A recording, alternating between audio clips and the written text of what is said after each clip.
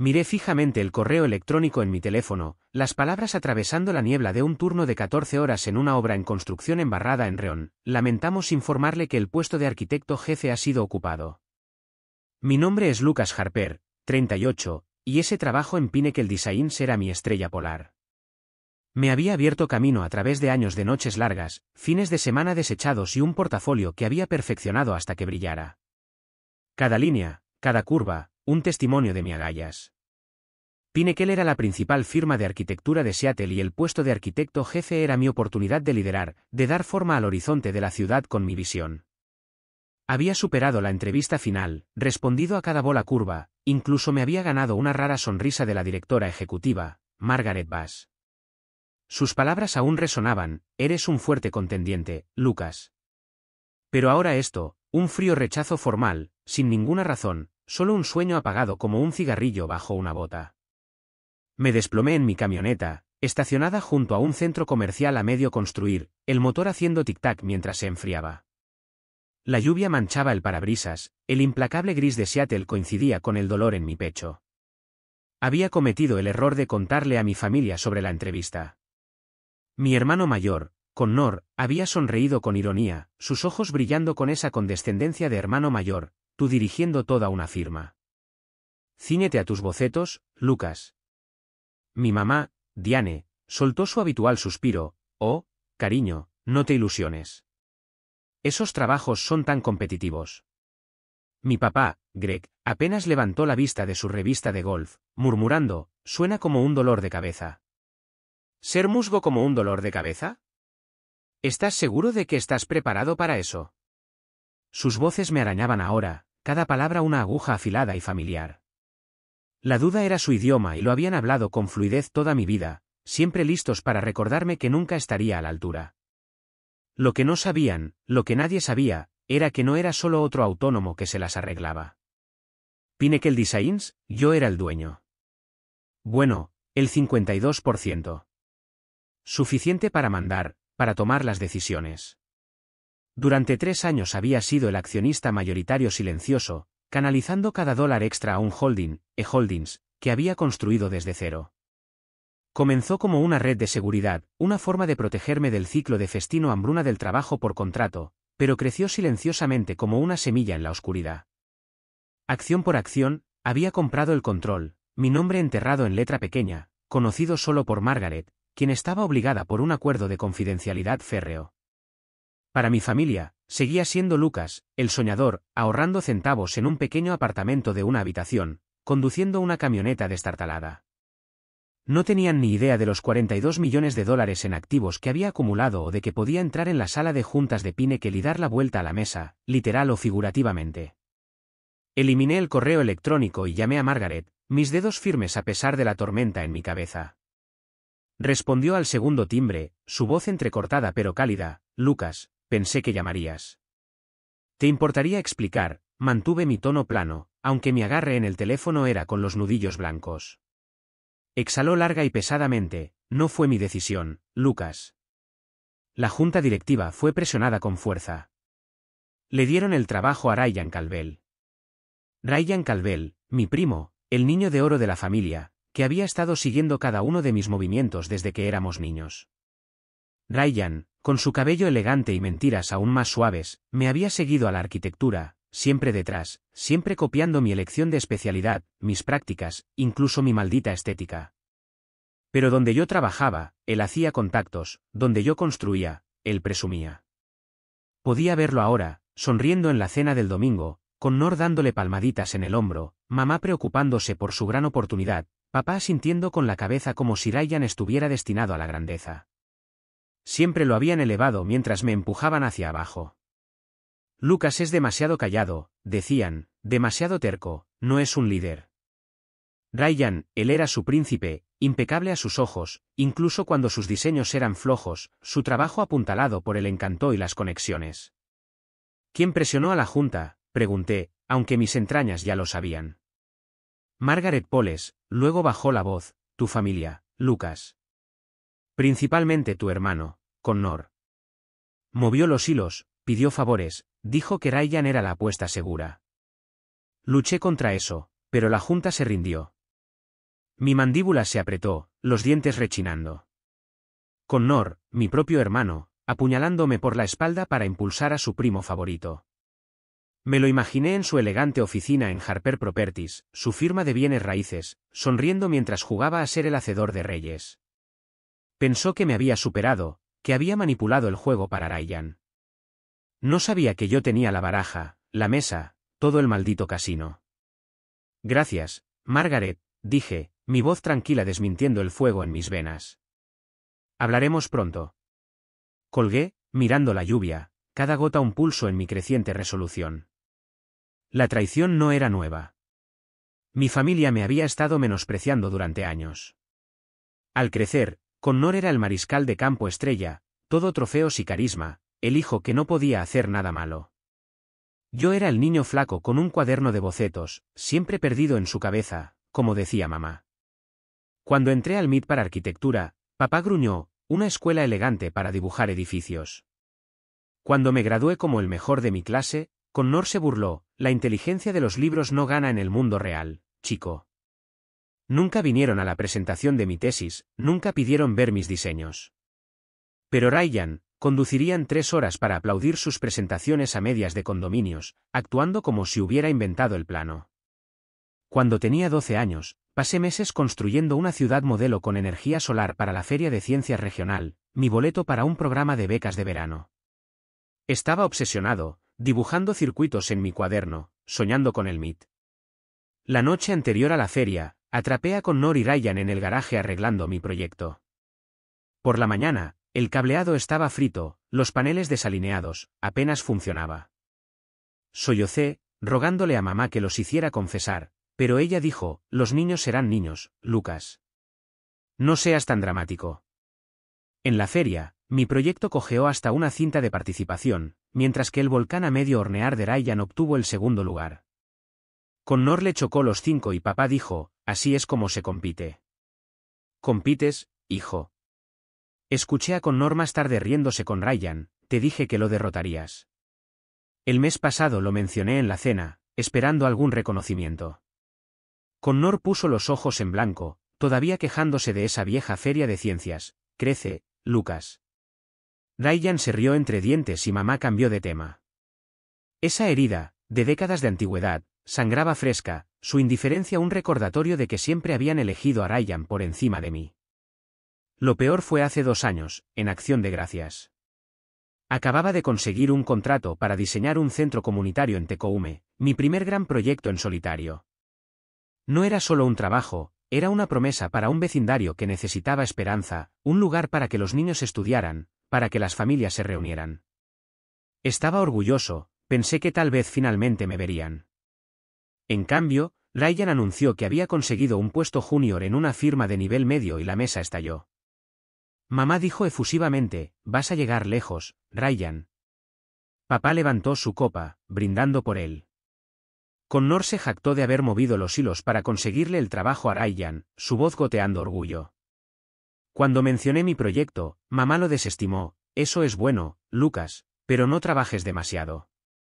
Connor se rió fuerte y maliciosamente, centros comunitarios, ¿qué sigue? Casas para perros. Sus risas me persiguieron fuera de la puerta esa noche, cada risa un ladrillo en el muro entre nosotros.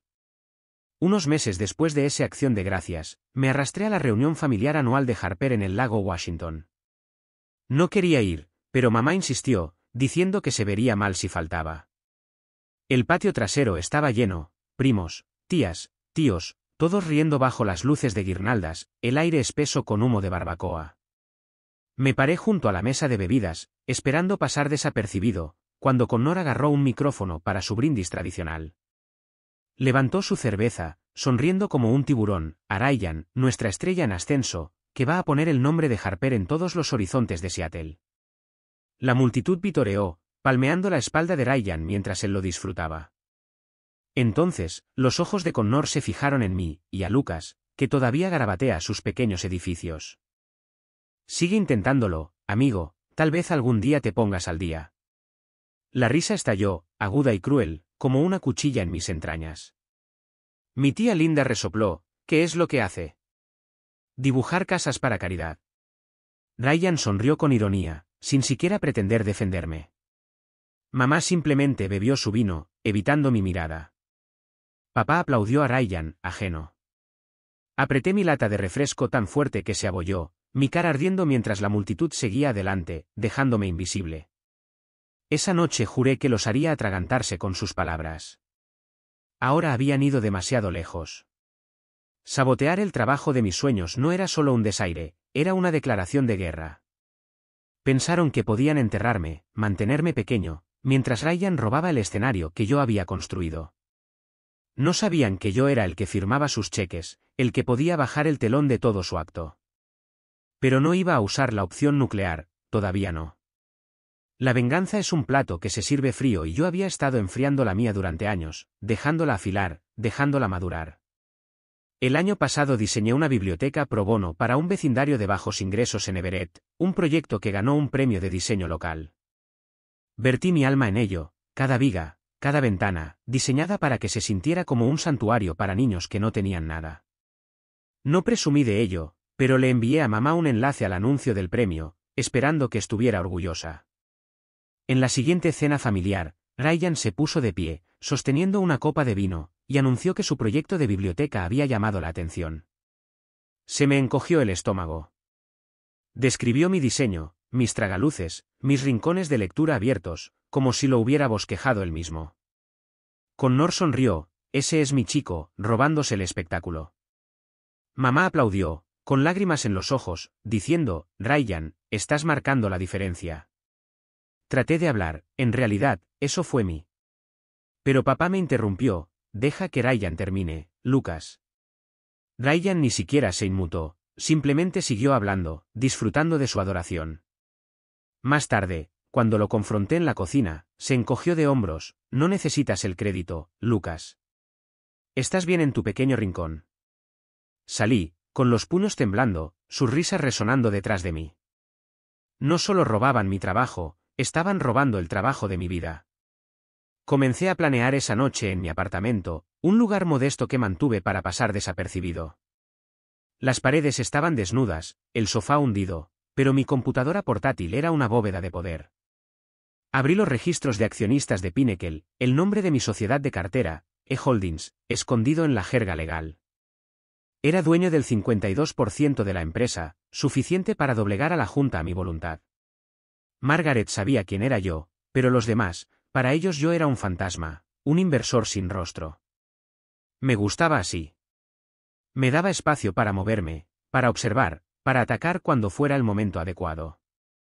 Mientras excavaba entre correos electrónicos, me topé con una bomba. Connor había convencido a mamá y papá de redirigir mi parte del fondo fiduciario familiar, $200,000 reservados para cada niño, a las empresas comerciales de Ryan. Un correo electrónico de Connor a papá decía, Lucas no lo necesita, solo es un autónomo, probablemente lo desperdiciará en materiales de arte. Ryan tiene grandes planes, grandes planes. El plan de inversión en condominios de Ryan que se hundió el año pasado. Recordé haberle preguntado a papá sobre el fideicomiso la Navidad pasada y él había murmurado, es complicado, hijo, complicado. Como Connor me había pintado como un holgazán, no sabían que había estado invirtiendo mi propio dinero, construyendo una fortuna mientras Ryan quemaba la de ellos. Se suponía que el fideicomiso era mi red de seguridad, un legado del abuelo Harper, que siempre había creído en mí. Ahora se había ido, entregado a Ryan como un trofeo de participación. Me senté allí, mirando el correo electrónico, mi pecho apretado por la rabia. No solo habían robado mi trabajo, habían robado mi futuro. O eso creían. No iba a dejar que me quitaran una cosa más. Primero necesitaba pruebas. Llamé a Jake, mi compañero de cuarto del MIT convertido en investigador privado, que me debía una por sacarlo de una mala deuda años atrás. Necesito información sobre Ryan Calvel y Connor Calvel, dije, con voz baja. Correos electrónicos, llamadas, cualquier cosa que los vincule con la decisión de contratación de Pinnacle. Jake dejó escapar un silbido bajo, tu propia sangre, hombre. Esto es pesado. Tan pesado como puede ser, dije. Está bien, dame una semana, dijo. Cavaré hasta que llegue al lecho rocoso. Mientras Jake trabajaba, interpreté el papel del hermano derrotado. Me presenté en el sitio de trabajo, redacté planos, asentí con la cabeza a los clientes, mi rostro una máscara de normalidad. Nadie vio la furia hirviendo bajo los cálculos, haciendo tic-tac como una bomba. En la cena del domingo, me apoyé en el rollo. La casa de mamá olía a pollo asado y romero, la mesa animada con las jactancias de Connor y la sonrisa satisfecha de Ryan. Ryan cortó su carne, mirándome, escuché que perdiste ese trabajo en Pinnacle, Lucas. Duro. Me encogí de hombros, forzando una media sonrisa, sí, supongo que no era mi momento.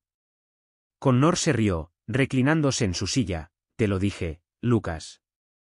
Las grandes ligas son para los que cierran. Ryan tiene la chispa. Mamá se acercó, acariciando la mano de Ryan, harás cosas increíbles allí, cariño. Papá masticó en silencio, con los ojos fijos en su plato.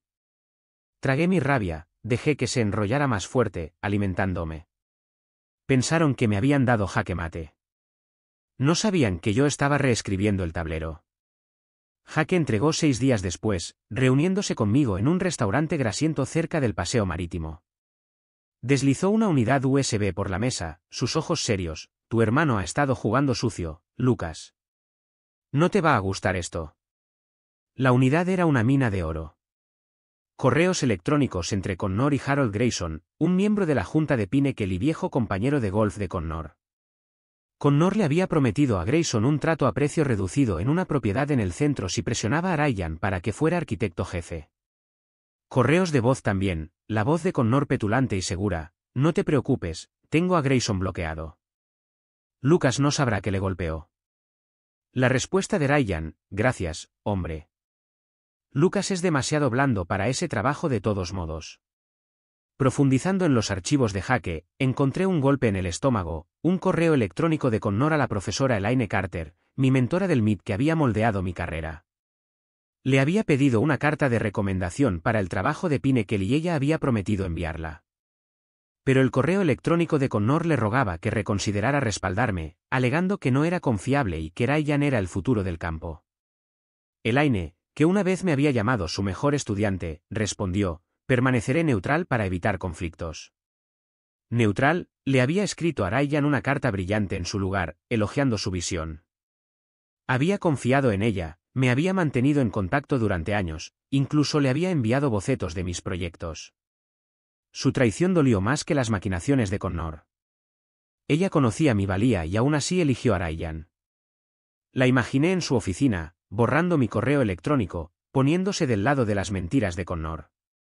Me temblaron las manos al cerrar el archivo.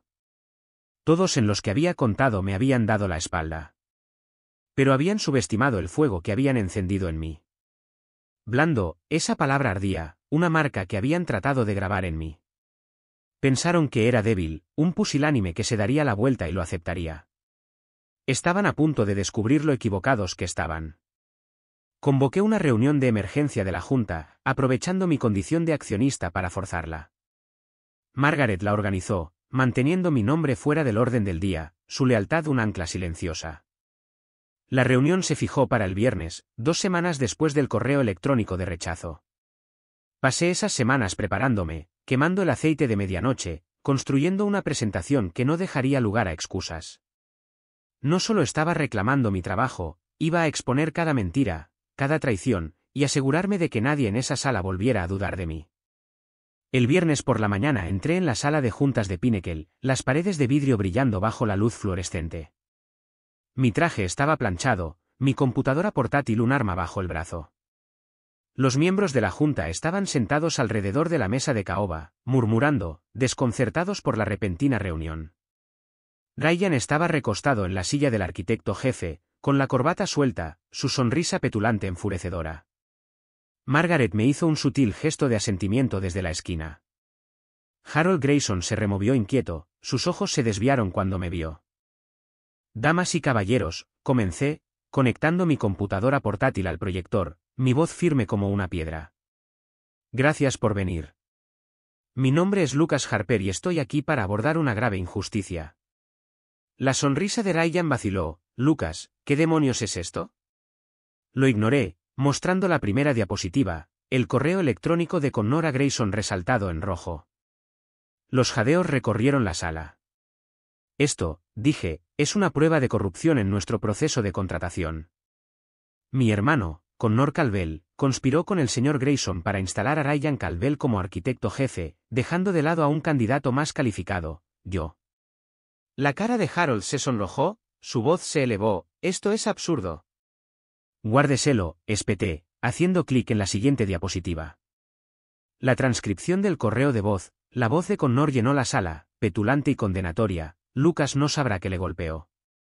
Ryan se puso de pie de un salto, su silla raspando, esto es una trampa. No puedes simplemente. Siéntate, Ryan, dije, mi tono frío como el acero. Se congeló, luego se dejó caer hacia atrás, su bravuconería desmoronándose. Lo expuse todo, los correos electrónicos, los mensajes de voz, el trato de la propiedad. Luego, dejé caer el martillo, una cosa más. No soy solo un candidato rechazado. Soy E. Holdings, el accionista mayoritario de Pinnacle Designs. Soy dueño de esta empresa. Silencio. La mandíbula de Ryan cayó. Harold parecía haberse tragado la lengua.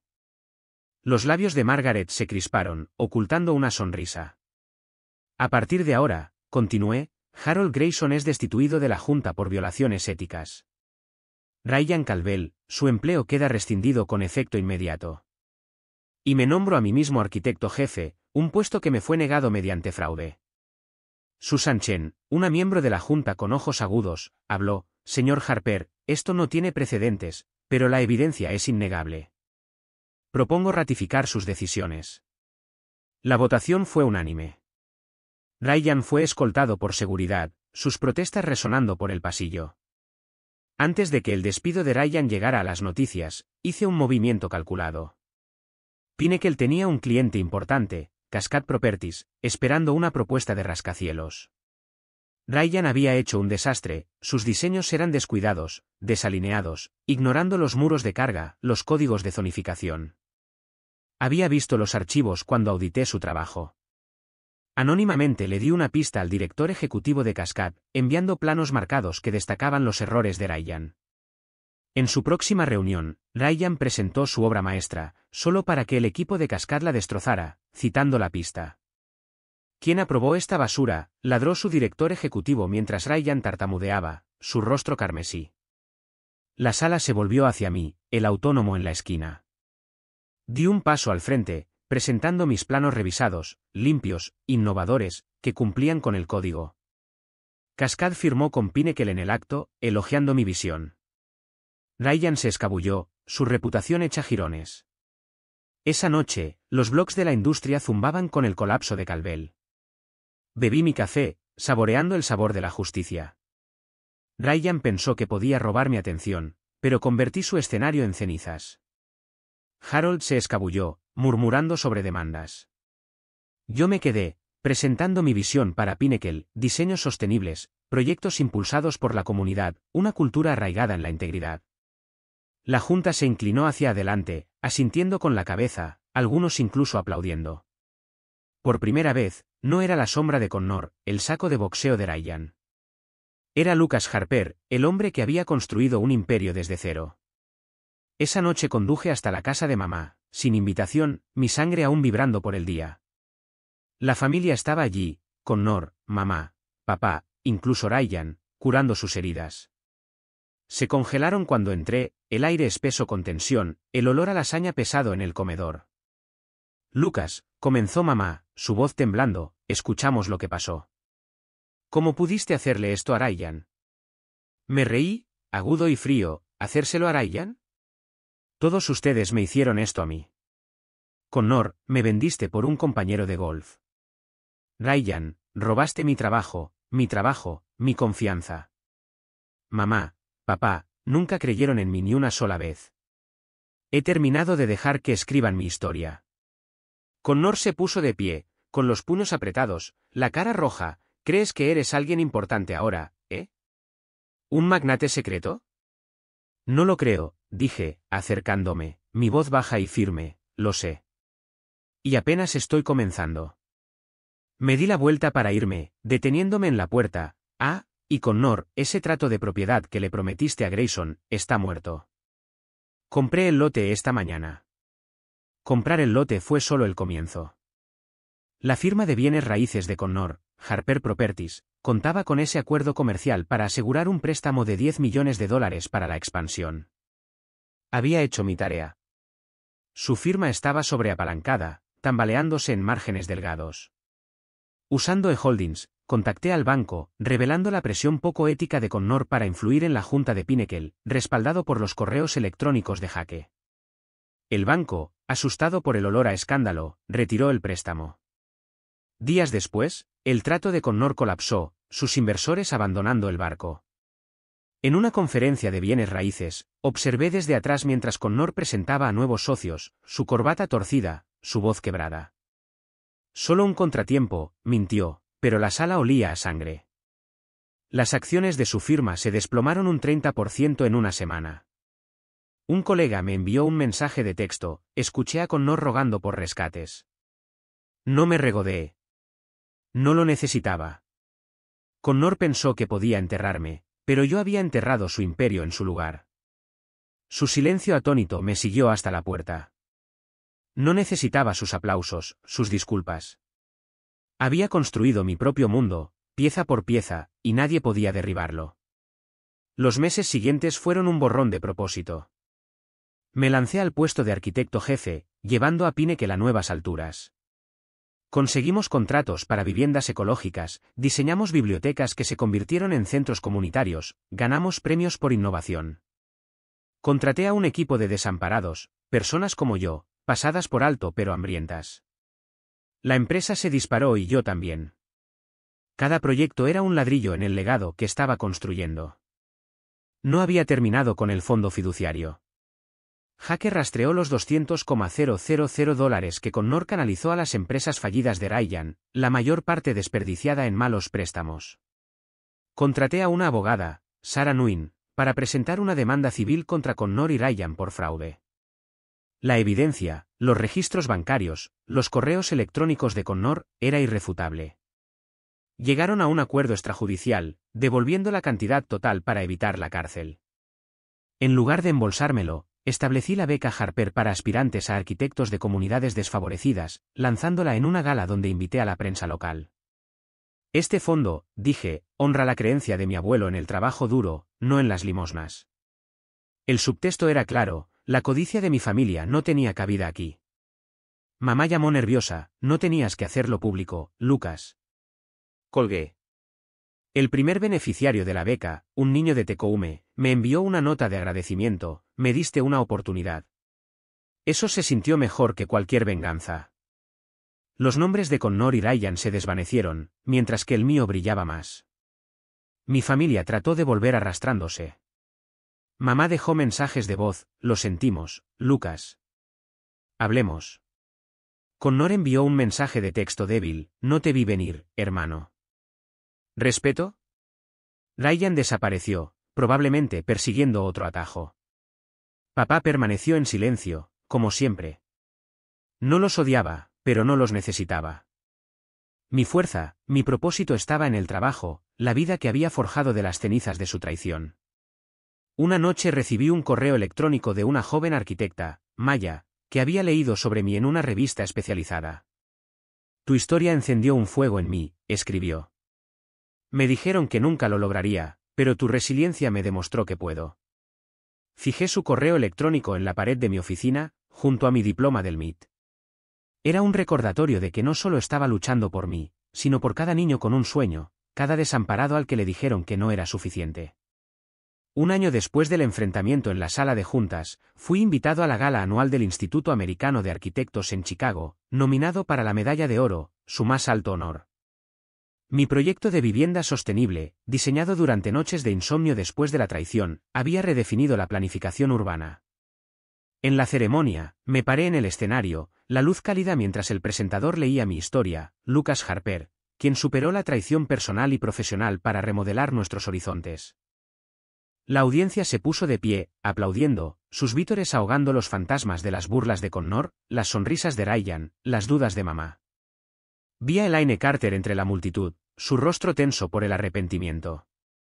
Entre bastidores, los periodistas preguntaron cómo lo había hecho. Resiliencia, dije. Te caes, construyes, te levantas. Al día siguiente, los titulares me llamaban el rey del regreso de la arquitectura. El nombre de Ryan, que alguna vez fue un susurro en estos círculos, fue olvidado. La firma de Connor se declaró en bancarrota. Enmarqué el premio, colgándolo donde una vez había fijado el correo electrónico de Maya. Habían tratado de borrarme, pero escribí mi nombre en acero y vidrio. Todavía estoy construyendo, todavía luchando, todavía demostrándoles que están equivocados. Mi familia pensó que podían romperme, pero no sabían que yo tenía el poder. No sabían que era irrompible.